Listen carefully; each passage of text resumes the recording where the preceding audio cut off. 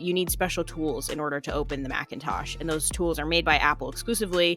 And all the engineers forgot them at the office. And this is because Jobs insisted that the computer use non-standard screws. And the reasoning for this, it's later revealed, is that Jobs didn't want consumers to be able to open the back of the computer. Which was absolutely insane at the time. Ajinomoto has declared plans to triple its earnings per share by 2031, which is a goal that will demand really significant overhaul of their current business model. You often hear from people of like our grandparents' generation where they talk about you would buy a vacuum and you would remanufacture that vacuum for 25 years. Even if it became the most inefficient thing ever, you just did it because it was cheaper and it was easier. And I think like throughout the 80s and 90s and early 2000s, we've completely moved away from that mentality. And we're just like, just buy a new one. We have the money, just throw it out, buy a new one. And I don't think that lifestyle is compatible with our environment at all.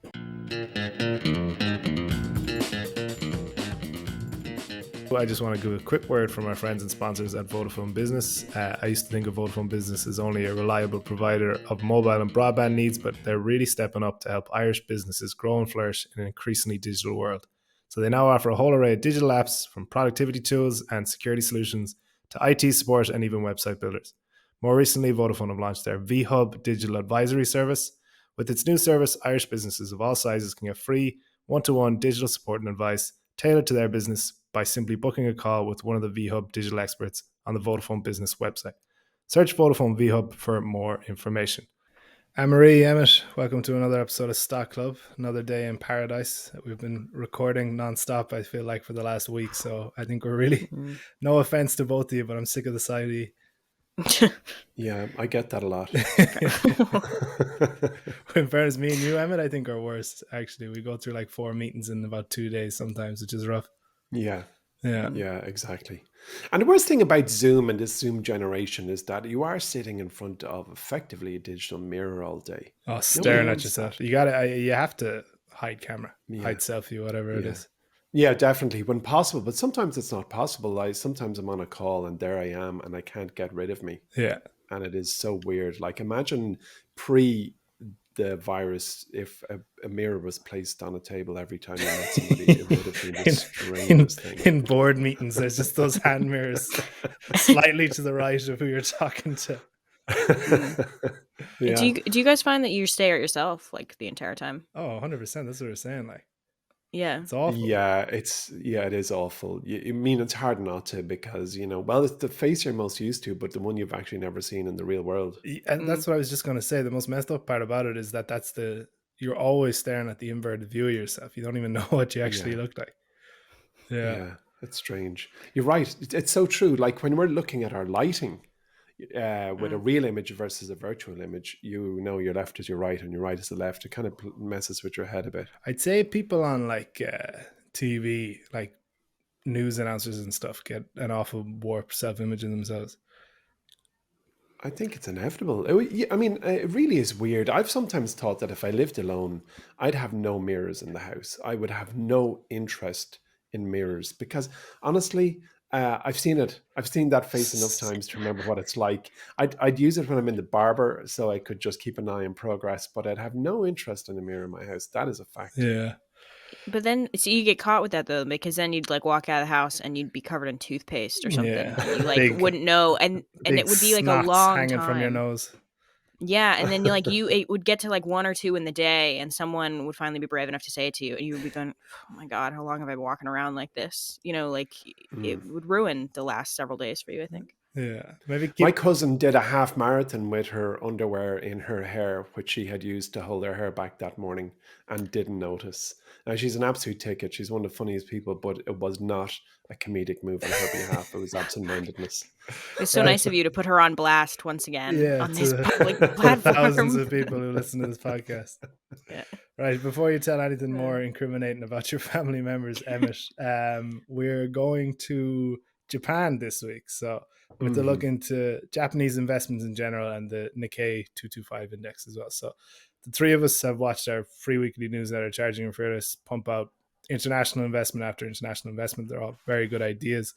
But considering the value of the Japanese index in relation to, we'll say, other stock markets, it kind of, the overall value of the market that there's a relative lack of Japanese companies in that flow, we'll say. So can you explain why you think Japanese companies maybe don't get as much attention as others? Well, what's absolutely amazing, Mike, is that many stocks over there in Japan are trading way below their book value. Well, according to Wall Street Journal, anyway. And Tokyo's exchange finds this wholly unsatisfactory. And it all comes back to the fact that Japanese corporations have been labeled as unprogressive. And I have to say, I have seen it myself for years and years. They never seem to absolutely peak and deliver. But apparently, companies are now actively working to dispel that stereotype, which might, I suppose, spell an opportunity for us international stock investors, international people of mystery. Suddenly, there's a surge in very specific comments by Japanese companies floated in Japan that speak to growth and transformation. Like, for example, Ajinomoto. Actually, lads, have you ever consumed a product from Ajinomoto, Not to that your I know knowledge? of, but I assume you're going to prove me wrong, Emery? are you? Yeah, it's just like some massive, massive company that has like a Oh, dozen yeah. brands that there will be like, oh yeah, I Yeah. interact with that every day. Yeah. Well, you better believe you have, because they sell. we didn't really play that role properly for you, Emmet, did we? No. Okay, right. So they do MSG, monosodium glutamate, Okay, yeah. everywhere, Ah. everywhere. But which, by the way, when I read about the company last night, I was looking. I fell into an Ajinomoto, or more to point, an MSG rabbit hole of research. I never thought, but there I was late last night reading about it. And as a sidebar thing, in the 1960s, a letter was published in a US medical journal which alleged that eating Chinese restaurant food triggered headaches and heart palpitations and all these other symptoms, which led to this widespread misperception that the cause was MSG. And that actually led to the term Chinese restaurant syndrome, CRS, which in turn led to anti Asian sentiment in the US. And from all of that, there's a negative image of MSG that has become fixed in the public's imagination, and apparently it's all baloney, and MSG is absolutely fine. That said, I would not sprinkle it on a strawberry, but I've no fear of MSG. I've no ill will in my heart towards it. I've made my peace with Wasn't MSG. there the Irish? Was it Aramat? Is that MSG? Have you heard Uh, of Aramat? No. no, what's that? Oh, it's from like it's old school enough now. I think it's from the 90s or something. It was just like very bright yellow seasoning. We put it on. I think it was MSG, but I can't remember. Irish people will know about it. Suddenly, Irish housekeepers were good chefs. Their Yeah. potatoes tasted more potatoey, and their bacon tasted more bacony. To totally play to the Irish stereotype. Yeah. Anyway, Ajinomoto has declared plans to triple its earnings per share by 2031, which is a goal that will demand really significant overhaul of their current business model. I mean, there's only so many valid meals for MSG, you're right, but they're going to triple it. And then there's Calbee, who do snacks. You'd die hungry if you're on the Atkins or paleo diet and locked in the Calbee factory. They do potato-based, flour-based, corn-based snack foods and cereals. Basically, they do food that crunches when you eat it. I'd imagine it's a good factory to sell beer in, though. Yeah. So if you're locked in that factory, a beer business would be a good one. Anyway, never mind.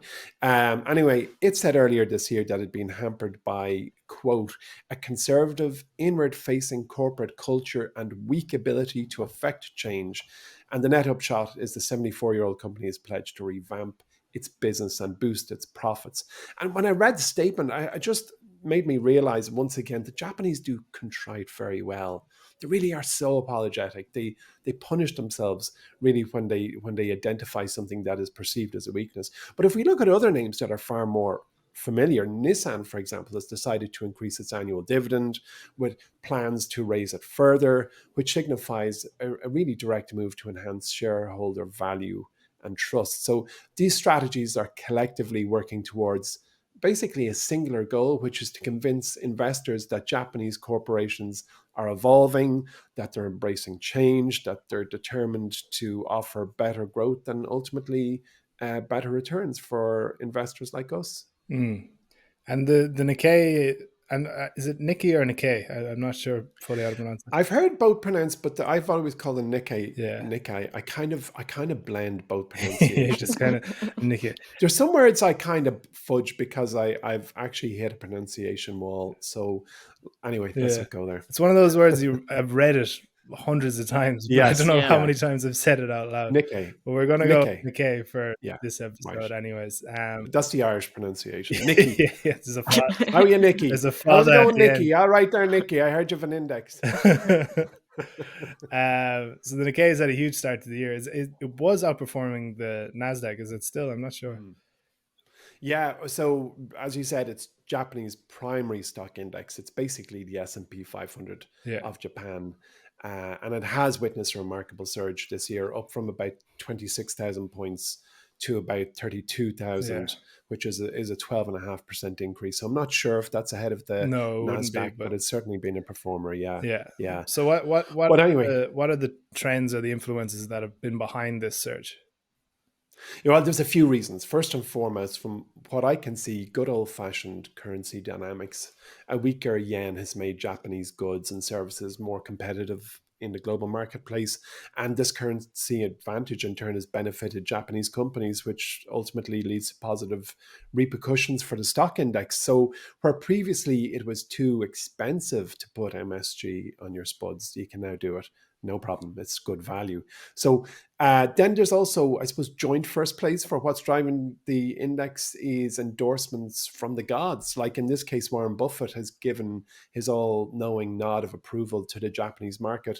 And in middle of June 2023, Berkshire announced that their wholly owned insurance subsidiary had acquired about 5% of 5 Japanese companies, which are Itochu Corporation, Marubeni Corporation, Mitsubishi, who we all know, Mitsu, and then Sumitomo Corporation. So basically, Berkshire's gone in on a buying spree, which we've all seen for nigh on 65 years is a very strong signal of value. So he's not international investors. He's not the only one either. Elliott Management are in there. Dan Loeb, I think, is in there as well. Right. A lot of activist investors. Exactly. Yeah, they're all recognizing the same thing, I think, what you've mentioned already. You're absolutely right. So where previously it was an ignored market, all these international investors with incredible track history of success and who were once apathetic towards the Japanese market have started to redirect their capital. And I think some of this renewed interest is due to growing skepticism about other markets like China, which is prompting investors to seek alternatives in APAC, and Japan with its blend of really established corporations and brand names that we all know and trust and have seen our entire lives, and then emerging innovation, and then a bunch of companies who really have sat up straight and started to promise investors that they're really going to focus on what matters. It is an attractive proposition.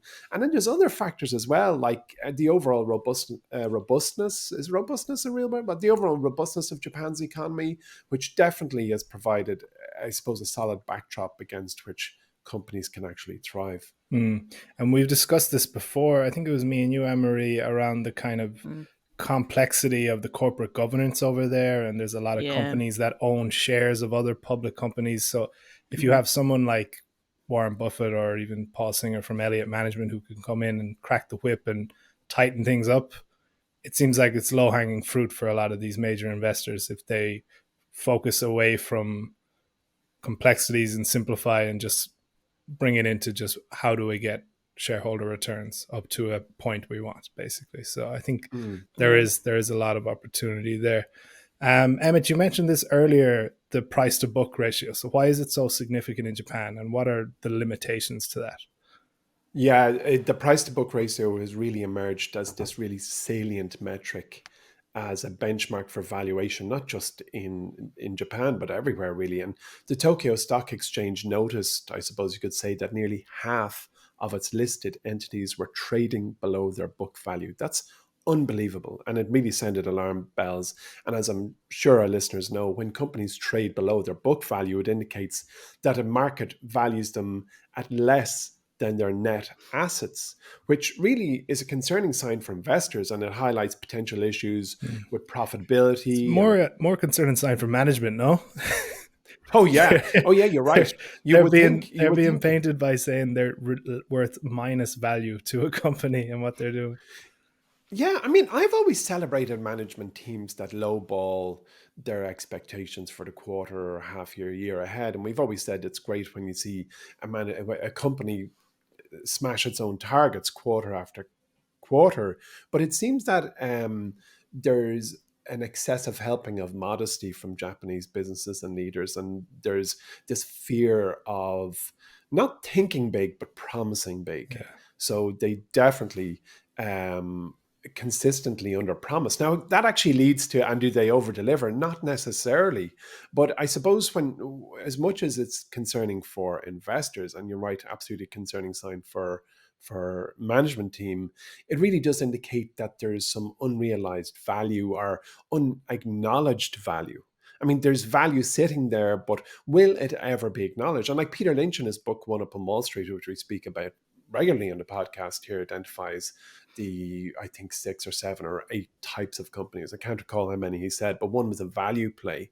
And in the example he gave in the book, it's like a was it Nina Paper? Was it Nina Paper? It was it was a company that owned the land it owned was lumber. worth That's more right. than the market cap or something like Yeah. that. Yeah, It had millions of acres of lumber, as far as I recall. But the point that Peter Lynch said in the book is that this um, unrealized asset may never be recognized. So you might say, wow, this company is A, B, and C that the market is discounted to zero. But will the market ever spot that? Anyway, look, yeah. for, Difference I between suppose, the a price. difference between a value play and a value trap, I suppose, isn't it? That's exactly it. So the price to book ratio offers a straightforward tool for comparing companies within sectors, and this helps us identify undervalued stocks. But it really is limited because there is no one size fits all metric. Any investor who's really been around the block a few times realizes you just cannot compare apples to oranges. So the price to book ratio might be effective for certain industries.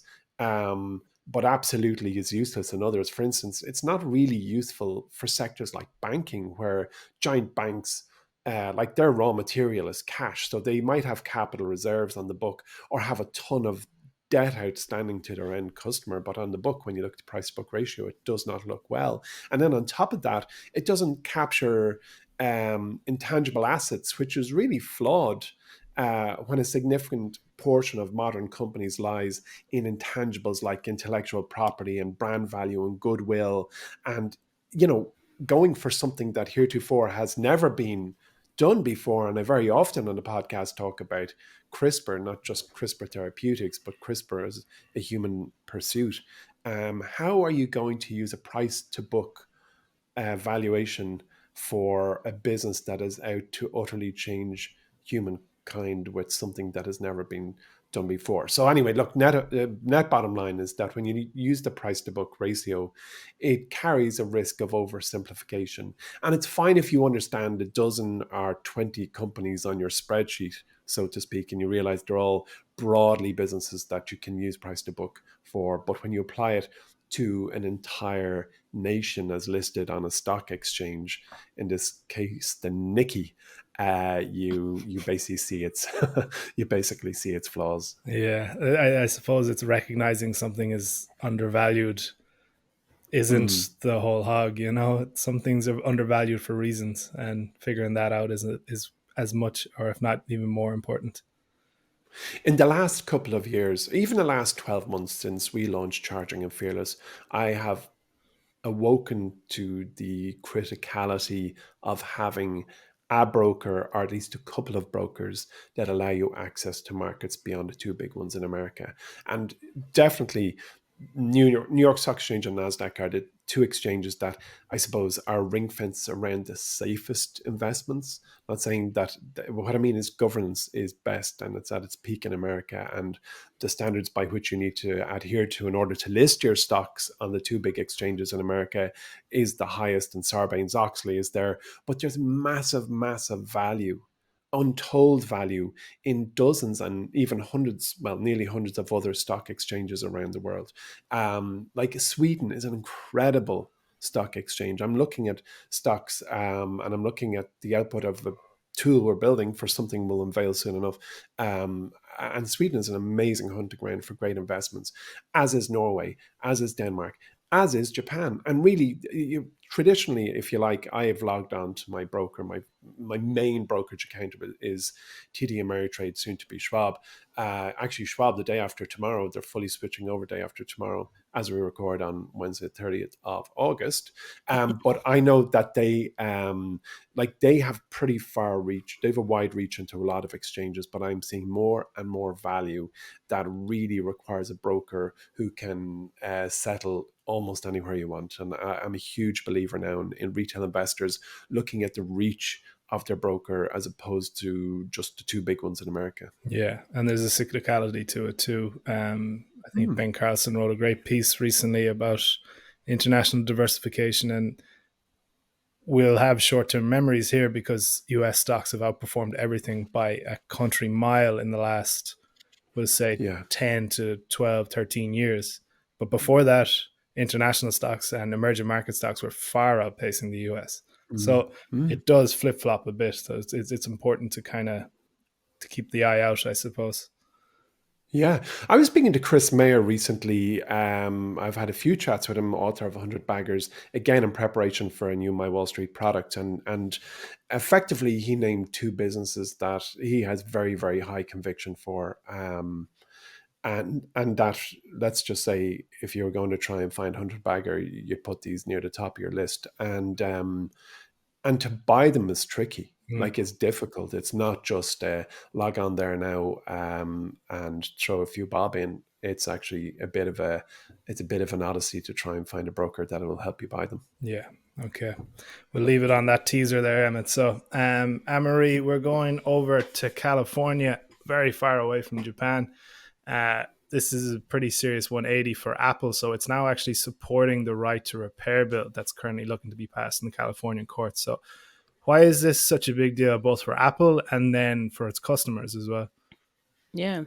It's a pretty huge, I think, significant cultural shift for Apple. If you ever go and watch that movie Steve Jobs, the one that has Michael Fassbender in it, not the one with Ashton Kutcher, very important there.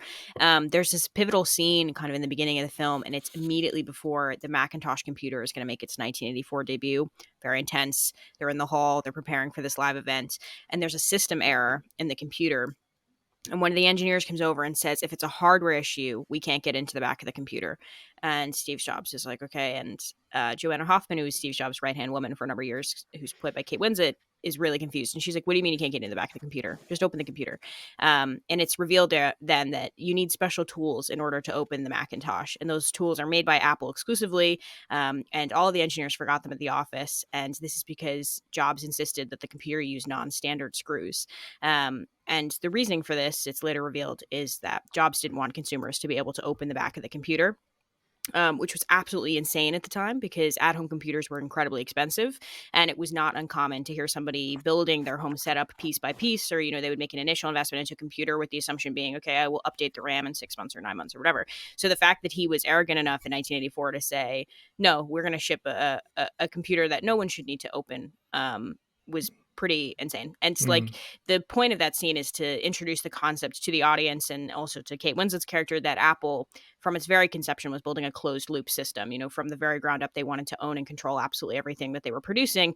But I think it also is an even greater testament to the perfectionism that Jobs had and his belief that like a truly user-friendly computer should be absolutely perfect from the moment it touches a user. Like, it should never even cross somebody's mind a desire to open their device and try messing with it. He was so obsessed with design and aesthetic and the way things looked because he knew that would inform also the internals. He felt that all Apple devices should be like magic when they arrive. And you remember like some of those presentations, like I remember when the iPod was introduced, it really was like that. People were astounded by the technology that they were able to pull off. And that culture has really been maintained at Apple. This idea that you really shouldn't mess with anything. The way that we give it to you is how it is meant to be. We have seen that even after the passing of Jobs, like that has been maintained. And, we can look back at instances in which it has gotten them in hot water. A few years ago, it was revealed that Apple had installed software into all the iPhones to slow them down as they got older in an attempt to preserve the battery. But this has not been kind of said to consumers, and consumers got upset. They basically said, I would much rather maybe just replace my battery than have the understanding that my phone is going to slow down. And Apple, on the other hand, was probably arguing, well, we designed this technology that it will eventually be replaced. And we would, if you want to have a nice experience, we would much rather prefer that you get a new phone with a new screen and a new camera and a new battery. But anyway, that's not really the way that the world has ended up working as iPhones have become kind of more prominent. So this is a pretty extreme pivot. Apple is basically changing the definition of what they think is user friendly. And probably some of this is probably born from the fact that this is no longer the 1980s and 90s. People are very, very comfortable with computers and with electronics. They use them absolutely every day, every hour of the day. And so probably the idea of opening up one of your devices and making an adjustment, or even just having the understanding that, hey, it's, at some point, if I become frustrated with something, I can take it in and just one aspect of it can be replaced, or I could take it open and put a new battery in. I'd say consumers find that less daunting and see that less of a reflection of shoddiness and more just a reflection of an ability to kind of fully own a product. It's probably also simply a reflection of Apple's ability to find a way to maintain its design standards while making the phones be easy to open and repair. For a really long time, I remember it was in order to replace the screens on iPhone devices, you had to heat the phone up in order to get the glue to unstick, because they had designed them in such a way that it was once the screen was on, it was never coming back off. And so it meant that when you go to these repair shops, they were really doing work that Apple had never conceived being possible. And so obviously then, the likelihood of that screen lasting more than 6 or 9 months was pretty low. And interestingly, actually, Apple, this is something that's been kind of bubbling away in the background. It's been in the works for a bit. Apple expressed their openness towards this shift kind of within the last year to 2 years. We could see things were kind of on the horizon, but this right now is them really coming out and saying, okay, yeah, we're on the same page. The way that they did that is they wrote an open letter to California State Senator Susan Eggman, wonderful name, that they would be supporting her bill, which is SB 244, which will require vendors of consumer electronics and appliances to make sufficient documentation, parts, and tools for repairs available to customers and independent repair shops.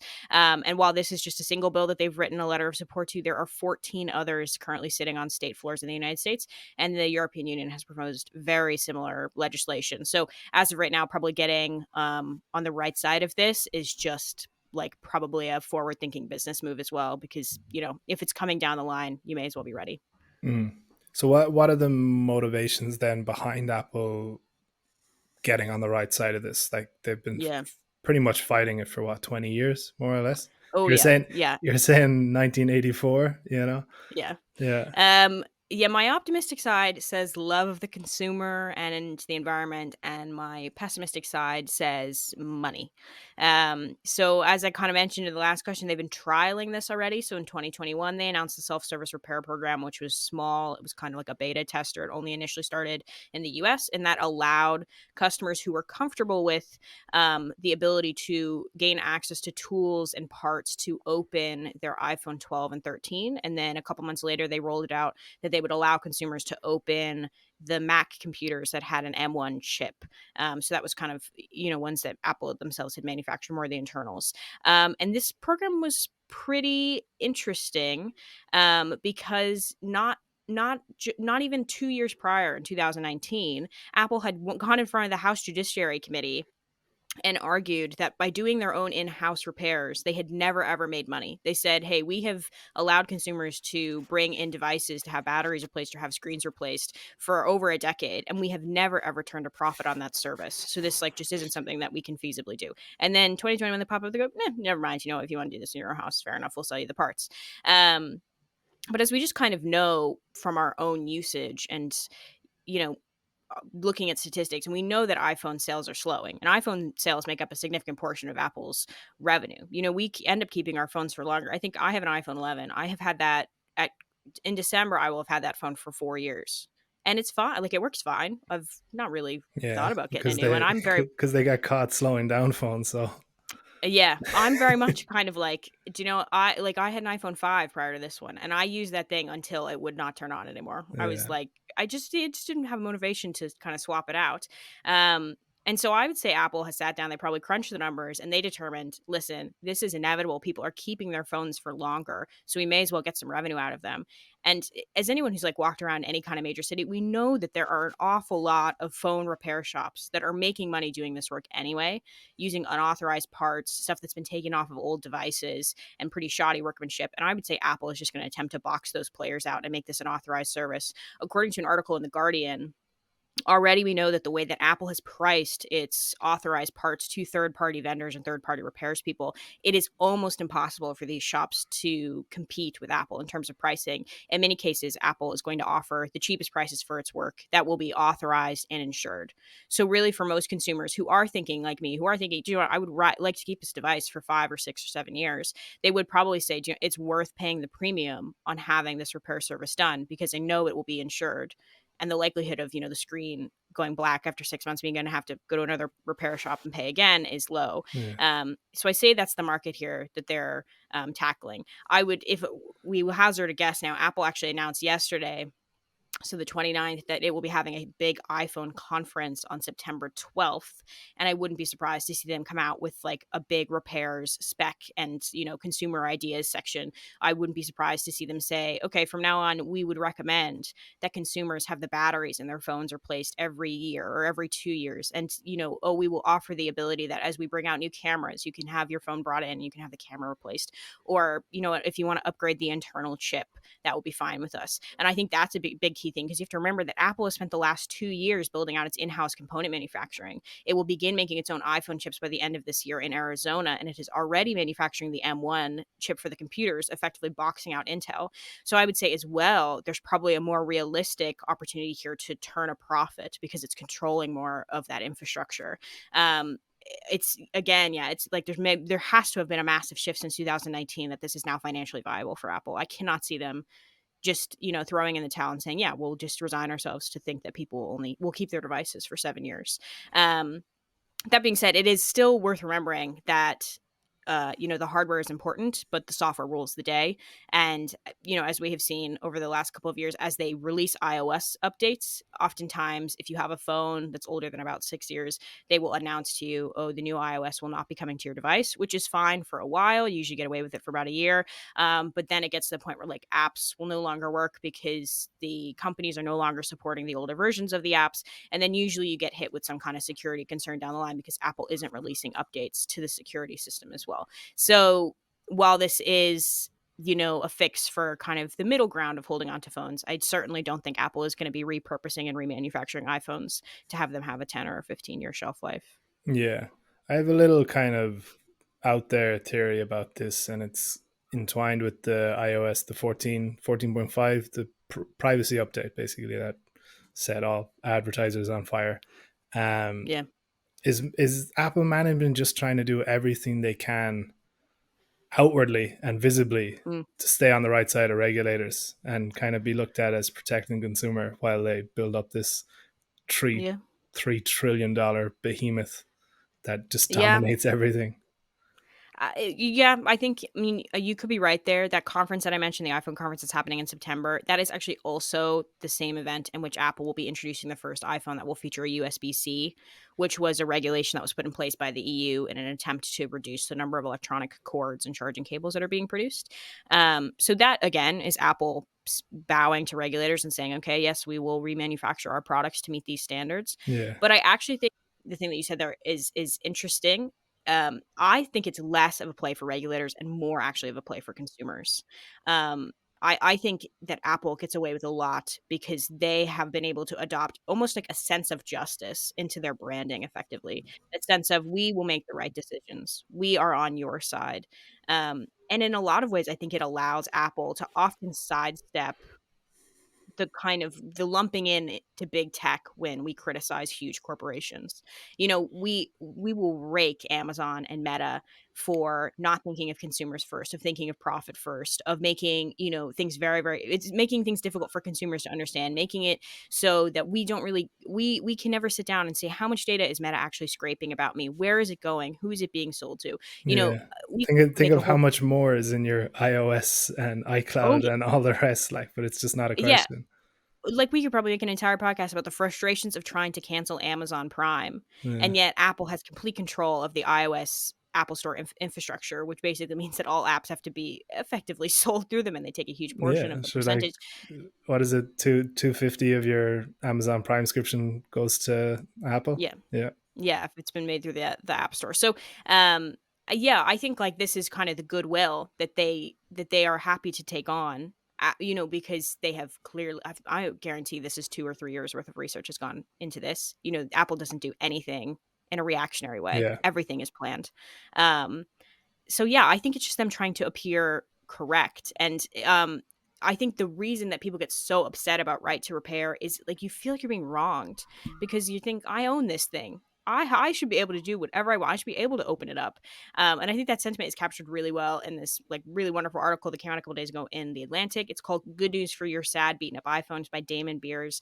And he says, even if many people wouldn't want to take the time to crack open their own phone and mess around with it, there is a sense that a principle has been violated. If you own something that you have paid for with a lot of your money, shouldn't you have the ultimate say over how that thing operates? If you want to put a slice of deep dish pizza in your toaster, you can put a slice of deep dish pizza in your toaster. Then when the toaster breaks, you can fix your toaster. Repair keeps the machine running, keeps you from spending money on a new one, keeps trash from piling up in the world. There is no such thing as a responsibly manufactured phone. They are wasteful, destructive little things demanding rare earth minerals for their construction, to say nothing of the carbon emissions, the toxic byproduct from the mining. And I think more and more people are becoming aware of that, or becoming of this thing of like, that is not realistic that I get a new phone every 2 years. And also, I don't think there's like, Apple no longer justifies upgrading every 2 years, because even when they bring out new iPhones, the technology has rarely advanced to a degree that you're like, yeah, I will spend another $1,500 to get a slightly better camera. I don't think like we are no longer in that world. And Apple has for quite a number of years now been trying to position itself to say, oh, we are environmentally friendly. In that piece, it's mentioned rare earth elements that go into phones. Apple for the last, I think, 7 years has been working very hard to recycle old rare earth materials out of the old phones and put them into new ones. So they are kind of already on the right side of that in a kind of back end way. This is very much trying to approach it from a consumer facing way. So it is a little bit dubious. It is Apple trying to say, we are the good guys. Yeah. Give us your money. Bit of a branding exercise almost. Yeah, but I am also very interested to maybe see what the stats are in terms of, does this prevent more, does this slow down the iPhone turnover rate? Because it is, at the end of the day, it is an environmental issue. Like, it is horrible the way that we now buy things and turn them over so quickly. And it also makes me think of, you often hear from people of like our grandparents' generation where they talk about, you would buy a vacuum and you would remanufacture that vacuum for 25 years. Even if it became the most inefficient thing ever, you just did it because it was cheaper and it was easier. And I think like throughout the 80s and 90s and early 2000s, we've completely moved away from that mentality. And we're just like, just buy a new one. We have the money, Yeah, just throw it out, buy a new one. yeah. And I don't think that lifestyle is compatible with our environment at all. So It's not. But do Apple have monopoly on this, let's call it right to repair thing? Because I was up in my attic clearing it out not too long ago, and I found an old computer, which I didn't dispose of because I didn't want to send it down to an electrical waste bin without removing the hard drive. And I decided, right, I'm doing it now. And talk about non-standard screws, clasps, and clips on a Dell. It was yeah. unbelievable. I spent a whole Saturday afternoon drilling and hammering and trying to get into this thing. It was like trying to break into the World Bank. I was only short of trying to go out and buy some dynamite to open it. I've never had a harder technical engineering project, and I'd be pretty okay with these things. I'm just reminded, that scene in Zoolander where they're like, the files are in the computer.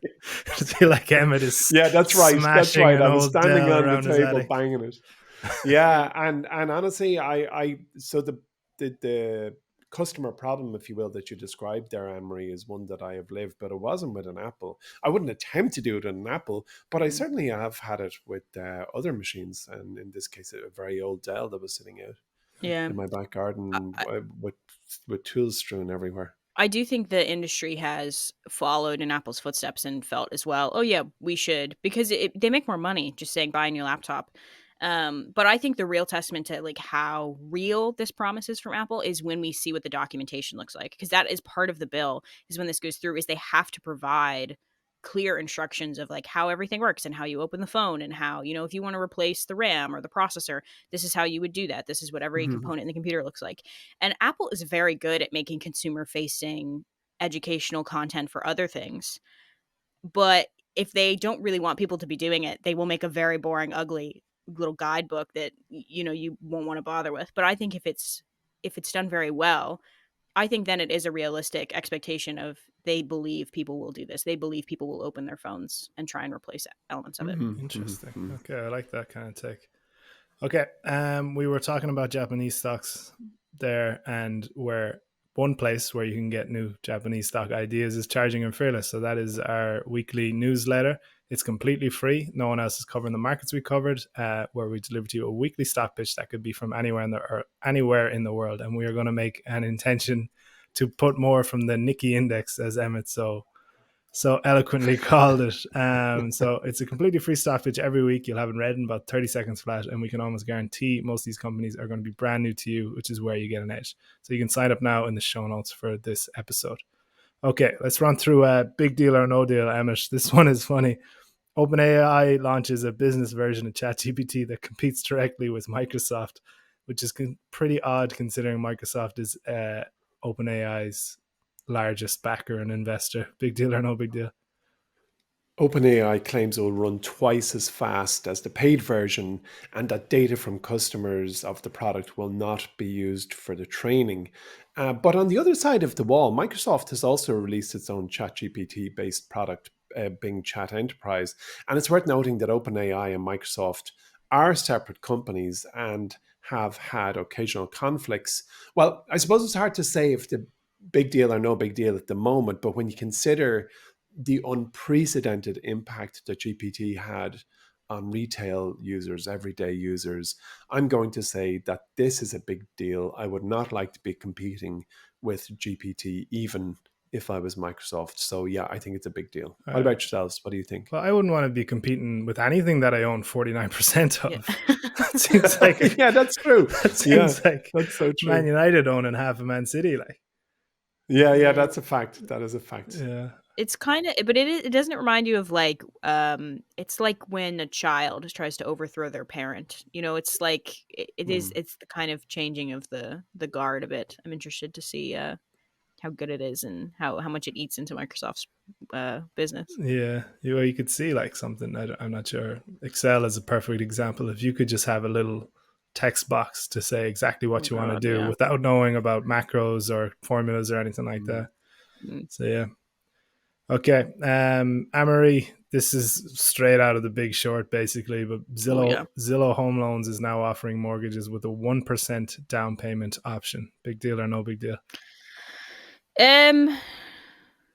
Big deal, bad idea. We'll just say that. So it's you go 1%. You can get a mortgage with 1% down. Zillow will give you 2% for free. Happy day, but you know your interest rate is probably still going to be 6%. So 6 pretty expensive. More like 8.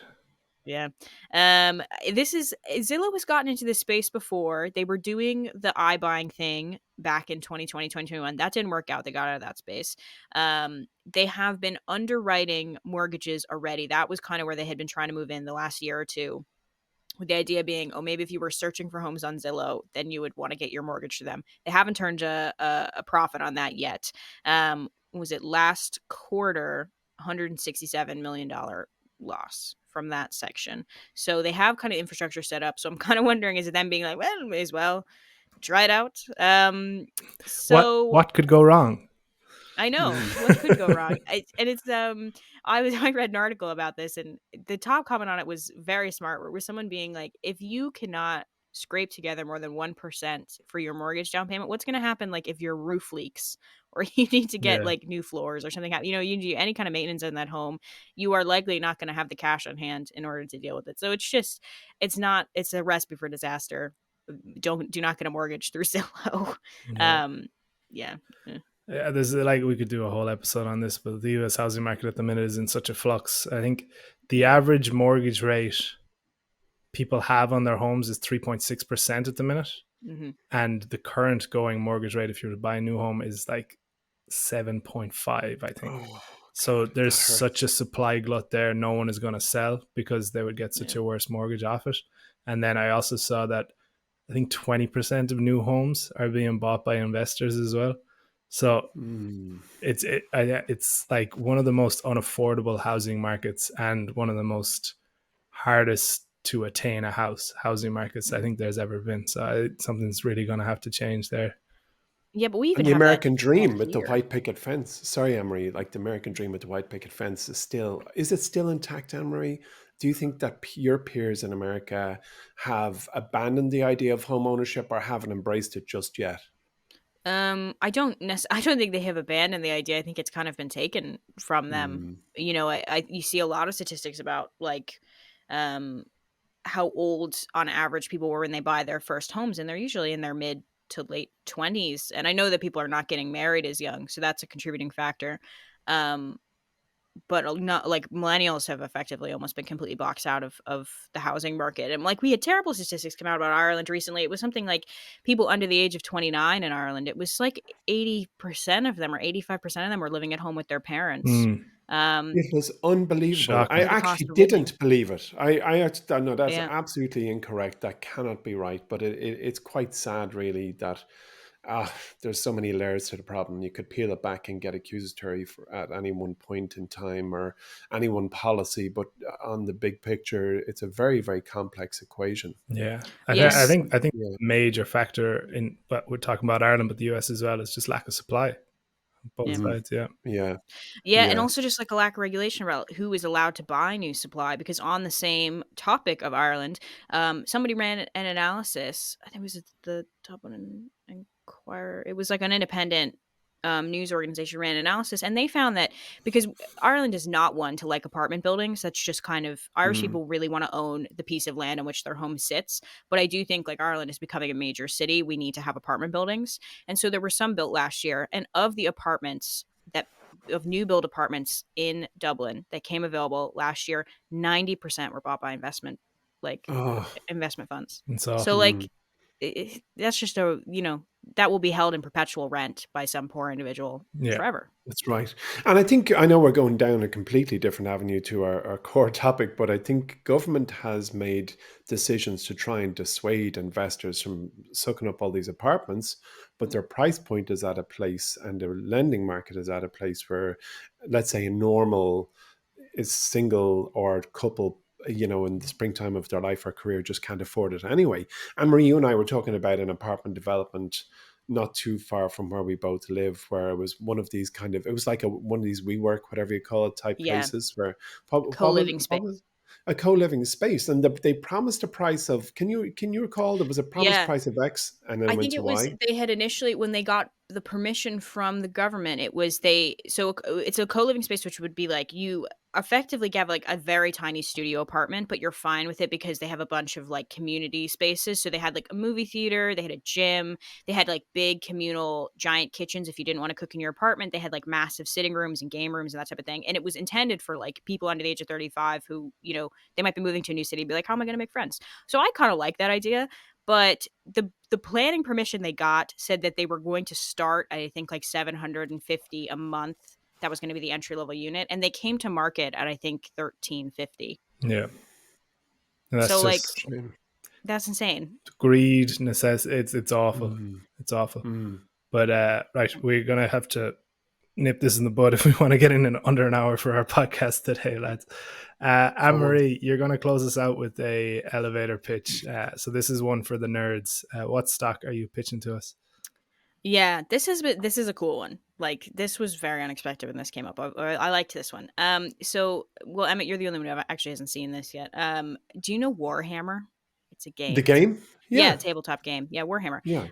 The company that owns that, it's called Games Workshop, and they invented Warhammer I think actually in 1984, same year the Macintosh computer came out. So smash cut to Steve Jobs up on stage yelling at an engineer, being like, "Go find the tools of the office," to some men in an apartment in England painting little figurines. This is all happening at the same time.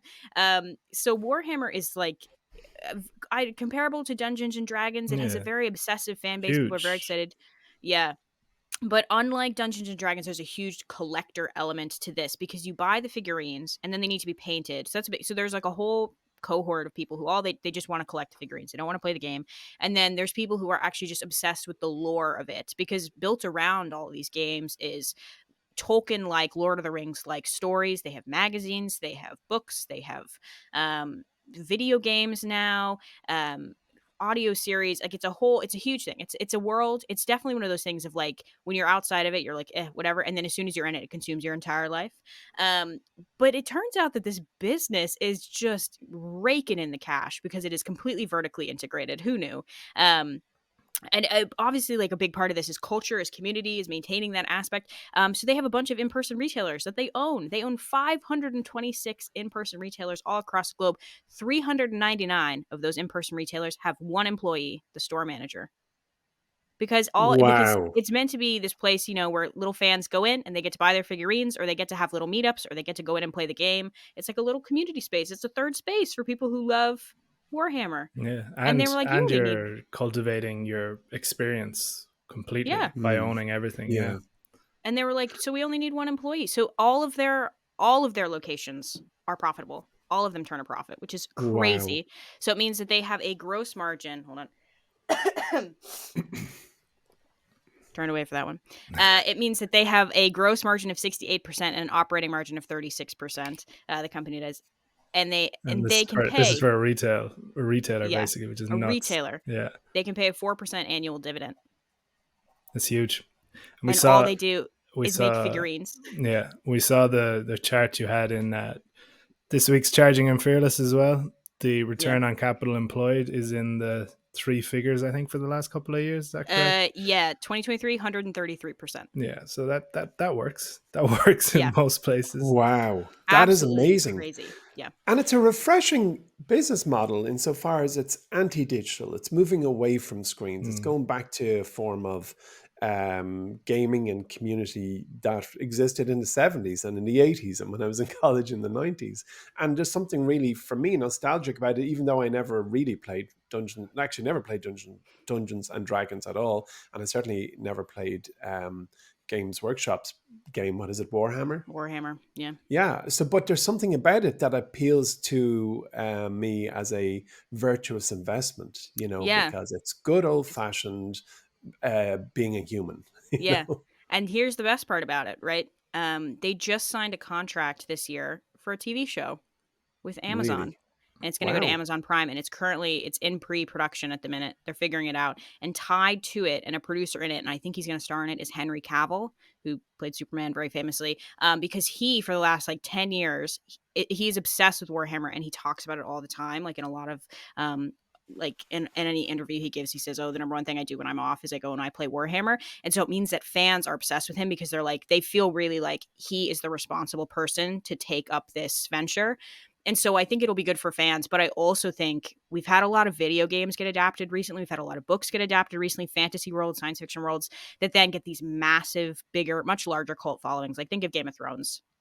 That went from a niche book series that people who read really, really loved to absolutely everybody on the planet knew about it. So if Warhammer 40K, which is the game that's getting adapted into a TV series, if that goes like The Last of Us and becomes very, very popular, it's going to funnel in a whole bunch of people into this world. And this world is primarily merchandise based. So that's going to be a huge bump to revenue. So very exciting times for Games Workshop. That being said, lots of people have taken notice of these exciting times. Current price to earnings is 29, which is expensive. Well, it didn't put off the CEO Kevin Roundtree from putting in 300 grand's worth into the shares in August. Yeah, at the beginning of this month, picked up 300K. So, yeah, definitely something to look at. Kind of a fun one. In my brain, actually, when I was writing this up, I was wondering if it would get picked up by a media conglomerate down the line. It reminds me a lot of Marvel, of that thing of, Marvel had decades and decades of building up its stories, of having this legacy, of having characters that people who were in that universe really, really loved. And then as soon as they were bought by Disney, it was like this massive accelerant of, we can get Iron Man in front of millions and billions of people. So yeah, I wouldn't be surprised to get them picked up. But even just as a standalone business, it generates so much cash. It's being handled so responsibly. They're obviously very good at curating their community. So yeah, very impressive company. Okay. Very. So that's Games Workshop. It's on the London Stock Exchange, and it is just in our most recent Charging and Fearless. So if you want to get the full story, do sign up in the show notes for today's episode.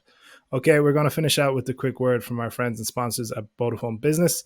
Vodafone have recently launched their VHub digital advisory service, offering Irish businesses of all sizes free one-to-one digital support and advice. You don't even have to be a Vodafone Business customer to avail of this service. Search Vodafone VHub to book a call with one of the digital experts there, and we will leave a link in the show notes for this episode as well. Marie and Emmet, thanks for joining me today, and thanks everyone else for listening. Remember, if you have any questions you'd like answered or elevator pitches you'd like us to tackle, make sure to get in touch. You can find us on Twitter at MyWallSt HQ, on TikTok at MyWallSt, or simply just email us at pod@mywallstreet.com. If you're enjoying the show, leave us a review, share us with your friends, and we will talk to you next week.